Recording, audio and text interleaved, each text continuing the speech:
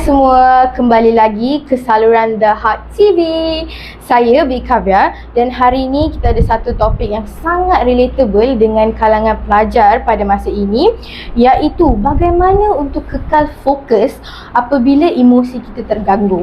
Sebab kadang-kadang kita sebagai pelajar ada banyak tugasan, ada banyak homework, and pada masa yang sama kita ada aktiviti nak diuruskan, betul tak?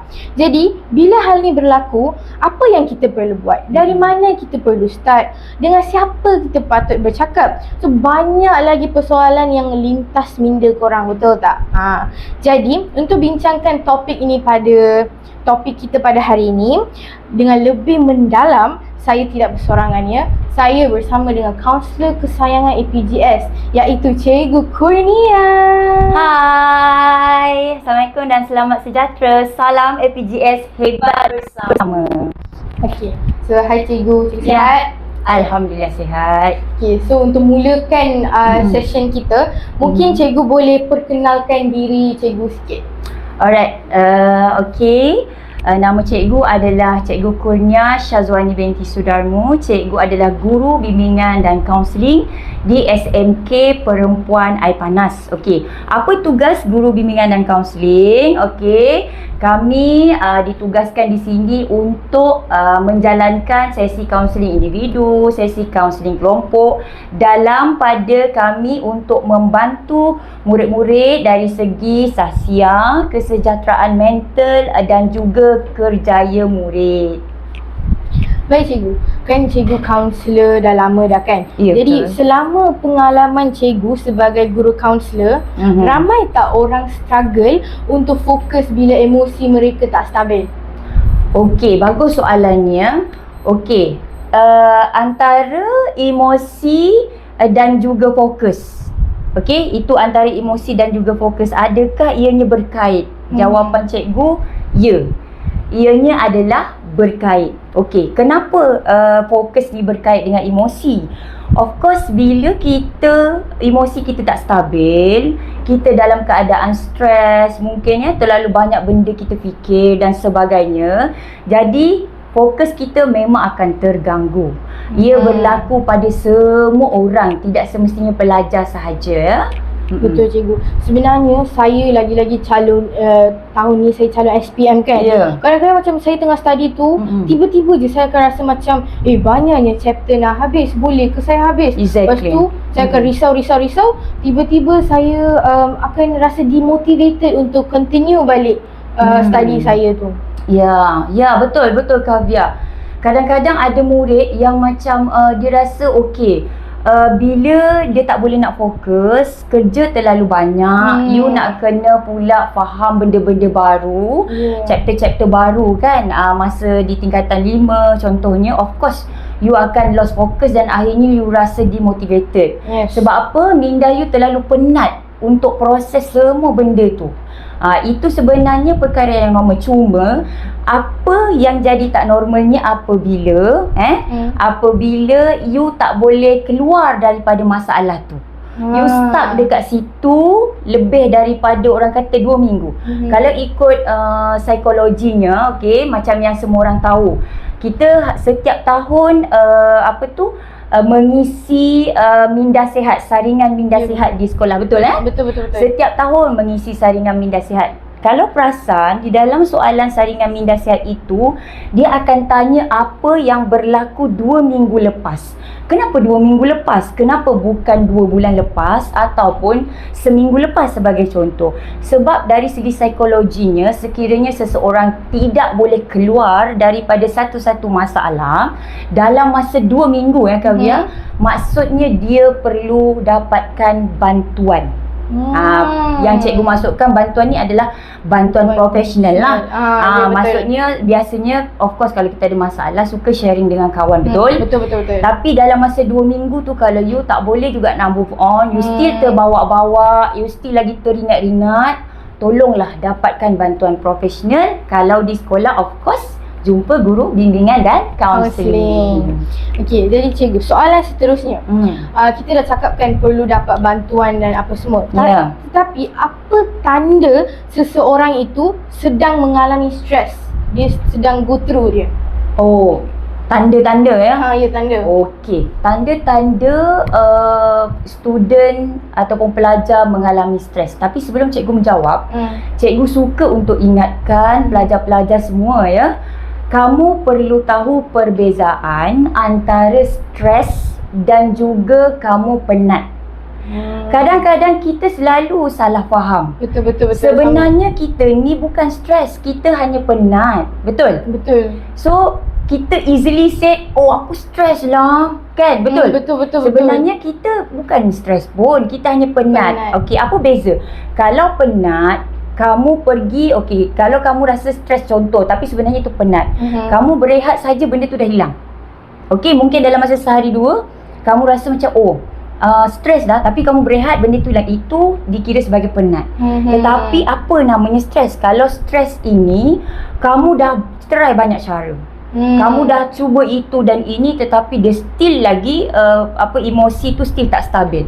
Still lagi orang kata emosi tu terbawa-bawa sampai macam tadi, hilang fokus, hilang selera makan, tidak boleh tidur kan. Macam biasa tidur okey, tapi kali ni tak boleh tidur. Tak boleh tidur. Yes, itu adalah tanda-tanda orang kata stres. Jadi bila dah tahu tanda-tanda macam tadilah, dia sebenarnya ada banyak tau nak tahu kita ni stress level. Sebab stress pula ada level-level dia pula. Kaviar kan, dia ada level yang biasa-biasa, dia ada level yang sampai you panggil sebagai burnout. Pernah dengar? Pernah, of course. Alright. So bila dah sampai level burnout itu, itu sebenarnya dah jadi satu perkara yang serius. Cikgu boleh kata serius sebab akan ada isu-isu ataupun tindakan-tindakan yang di luar norma biasanya yang akan dilakukan oleh murid ataupun orang tersebut lah. Tadi cikgu dah bagi tahu kan. Contohnya tadi kurang makan. Tak selera, bukan kurang, tak selera makan secara tiba-tiba. Tak boleh nak tidur secara tiba-tiba. Yang paling mudah ialah tak boleh fokus langsung.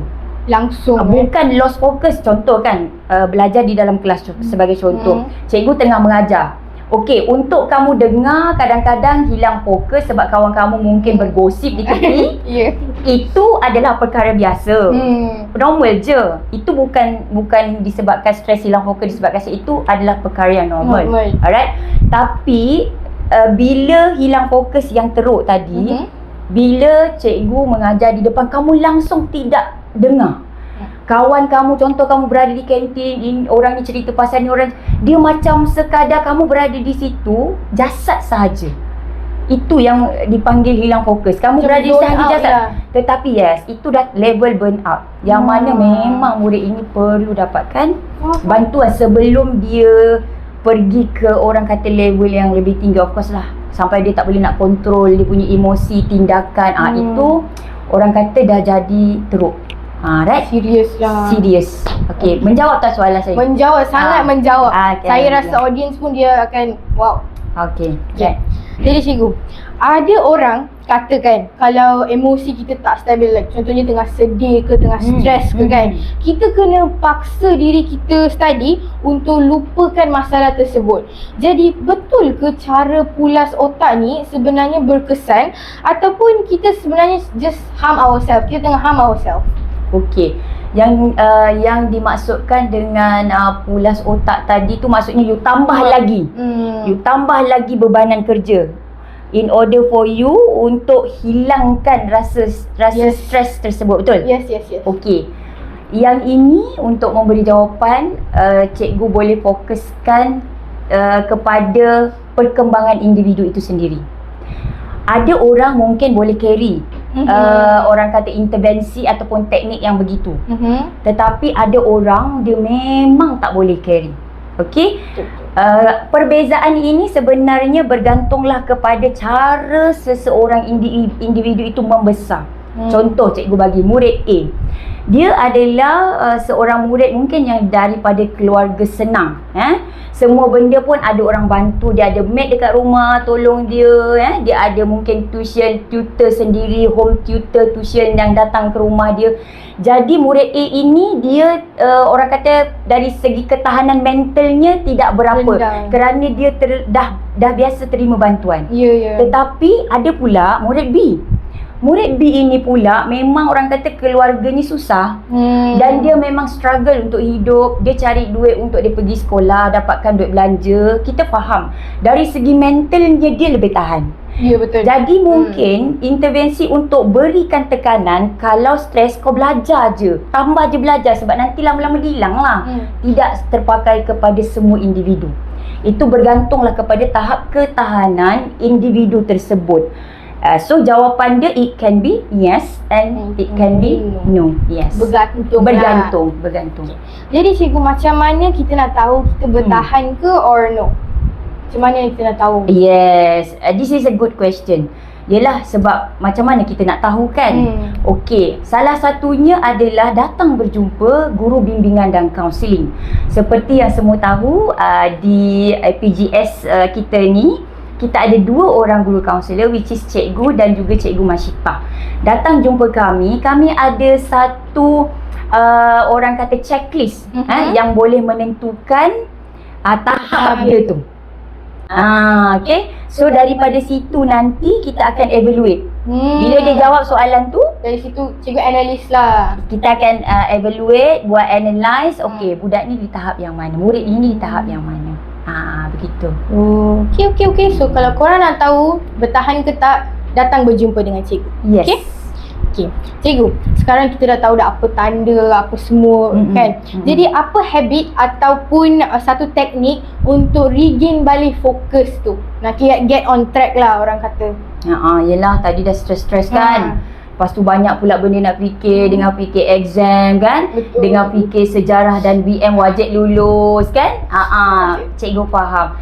So bila kita rasa kita dah lost track, kita rasa aku ni dah jauh ketinggalan.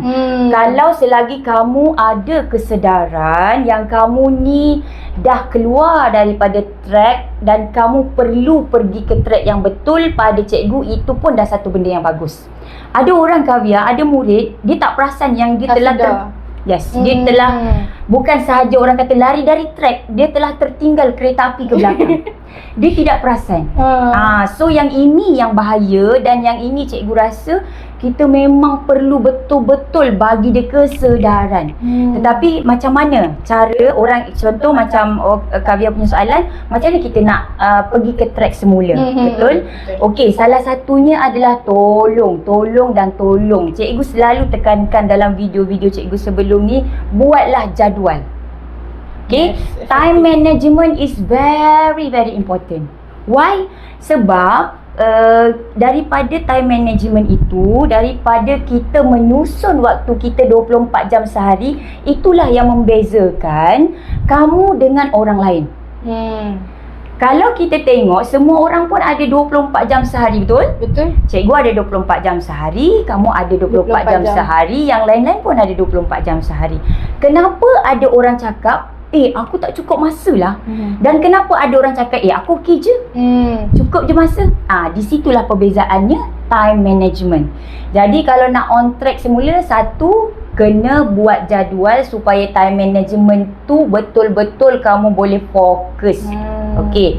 Selain daripada time management, cikgu, apa lagi cara kita untuk orang kata nak go on track? Betul. Salah satunya adalah tolong. Mungkin yang ini you rasa macam ya betul. Yes, jaga pemakanan kamu. Yes. Saya baru dengar macam ni. Jaga pemakanan. You dah belajar kan pyramid food? Yes. Apa yang you kena makan banyak, apa yang you kena makan sikit, nutrisi di mana. Kenapa ada kaitan cikgu dengan fokus? Sebab bila otak kita ni cukup nutrisi kan, kan otak kita build up dia grow dengan apa yang kita makan. Betul kan? Yes. Jadi bila dia dah fresh, dia dah tak penat, dia ada energy untuk dia process all the information. Of course, fokus you automatically akan kembali semula kepada yang sepatutnya. Sebab saya selalu macam tanya orang kan, diorang akan kata buat table, kena macam belajar macam mana nak kawalkan stres kan. Tapi yang food ni jarang orang sentuh. So saya macam yelah betul lah. Okay, this is new thing for you and also maybe for the audience. Semua PGS hebat ya. Alright. Hebat. So satu lagi yang cikgu nak sentuh. Selain daripada ada jadual, jaga makan tadi, riadah dan juga cukup tidur pun sangat penting. Betul-betul. Cuba you imagine kalau you tak cukup tidur, macam mana you nak fokus? Ya, nanti rasa mengantuk lah. Yes. Rasa mengantuk ni selalunya disebabkan apa? Tak cukup. Tak cukup tidur bila oksigen kita tak sampai ke otak. yes. Kenapa? Sebab tu bila kita ngantuk, cikgu bagi tips, bila kita rasa ngantuk, kita kena tarik nafas. Gunakan breathing technique kan. Yes. Okay, untuk kita rasa macam okay, supaya kita rasa fresh balik, ataupun kita minum air, ataupun keluar sekejap daripada kelas untuk kita berjalan-jalan. Breathe fresh air lah. Yes, itu salah satu orang kata untuk hilangkan mengantuk. Tapi penting untuk beriadah, dan juga orang kata untuk you jaga tidur yang cukup. Okey, beriadah. Sekejap cikgu nak sentuh. Kamu macam dah nak pergi soalan lain ni. Tak. Saya okey je. Saya memang interested. Saya macam okay. So macam ni. Kamu sekarang ni kalau tengok, okay, tingkatan 1, 2 dan 3, kamu akan balik pada jam 2 petang, betul? 1, 2, 3, yes, 2 petang. Yes. Saya balik 3. 3 dan 4 akan balik pada pukul 3 petang. Okay, kita estimate lah. Kalau you yang nak ambil SPM, kita estimate. Tingkatan 5, pukul 3 dia dah keluar daripada sini. Cikgu estimate paling jauh pun 1 hour lah. You akan ambil sampai rumah. Okay. So 3 ke 4 kita ambil 1 jam perjalanan. Katalah you jalan kaki, balik rumah jalan kaki, ataupun kalau tak jalan kaki you akan tunggu orang. Itu pun memenatkan. Menunggu pun salah satu perkara yang boleh buat badan kita penat. Betul. Katalah pukul 4 kita dah sampai rumah. Selalunya buat apa bila sampai rumah? Check phone. Lagi? Check phone, lepas tu duduklah kejap dekat sofa. Akhirnya pergi mandi. Akhirnya tidur, mengantuk. Kalau saya duduk dekat katil tu, saya scroll saya ngantuk macam tu. Exactly. Sebenarnya kalau you boleh tengok lagi ikut kajian, sebenarnya tidur waktu petang itu sebenarnya tak bagus. Kenapa? Berapa lama pun you tidur, you still akan tetap mengantuk. Di situlah cikgu cakap datangnya riadah tadi. Of course bila you dah struggle kat sekolah, dah fikir, dah semua banyak aktiviti you buat kan, balik confirm ngantuk punya. Ya, betul. Jangan sekali-kali terus tidur. You freshkan diri you mandi, you orang kata kalau yang Islam mungkin dia akan solat dan sebagainya, makan. You pergilah buat brisk walk ke apa. Kalau macam hari tu panas sangat kan, okey tak apa, you stay dulu. You tengok dalam pukul 6 ke selalu 5 dah. Sebab kita dah set dalam brain kita tau. Brain kita ni pandai, dia sebenarnya cukup pandai. Kalau kita dah set harian kita macam tu, dia takkan ngantuk sebab dia tunggu apa lagi dia nak buat lepas ni. Betul. Yes, dia akan capture. Yes, sebab tu kena ada tadi. Yang pertama cikgu time management. Dah ada brain. So kalau you tak tidur within that particular, orang kata petang tu, you dah penuhkan aktiviti you, nanti malam senang je you tidur. Pukul 10 you dah ngantuk. Ataupun buat kerja sekolah, you kena paksa diri you. How? Banyak cara. Ada orang dia akan minum makan ke, ada orang dia akan berjalan bergerak untuk bagi dia tak tidur. Tapi you kena try at your level best, jangan tidur waktu petang. Dia tak bagus, satu untuk mind you, untuk you punya body sebenarnya pun tak bagus. Dia lepas bangun tu rasa macam lemah. Exactly. You tidurlah, katalah you tidur daripada pukul 4.30 lah, you dah scroll kan. 4.30, tiba-tiba you terjaga pukul 8 malam. You akan still rasa penat dan akan still rasa nak tidur tapi tak boleh tidur. Ya, betul. Feel tired tapi tak boleh lelapkan mata. Yes, betul. Yes. Dan dari tired tu saya tak boleh nak buat kerja sekolah juga sebab saya tired. Nak tidur tak boleh juga sebab apa yang you buat? Yes. Okay. Ubah bermula daripada Jangan tidur petang. Ubah jadual hidup anda. Okay. Jangan tidur petang guys. Ingat APJS hebat. Okay, cikgu. So kita dah nak sampai akhir-akhir ni kan. Cepat betul masa berlalu. Ya. Mencemburui Begitu mencemburui kita.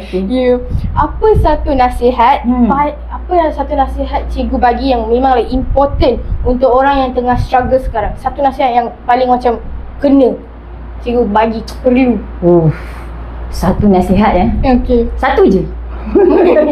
Sebab tu saya kata paling penting. Okay.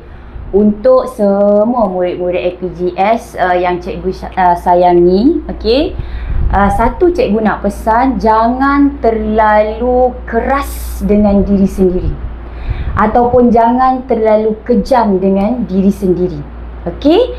Yes, kamu punya target untuk dapat A dalam semua subjek. Yes, kamu ada pressure untuk kamu orang kata cemerlang dalam akademik kamu dan juga co-curriculum kamu. Tapi cikgu nak pesan satu, jangan jadi terlalu keras pada diri sendiri.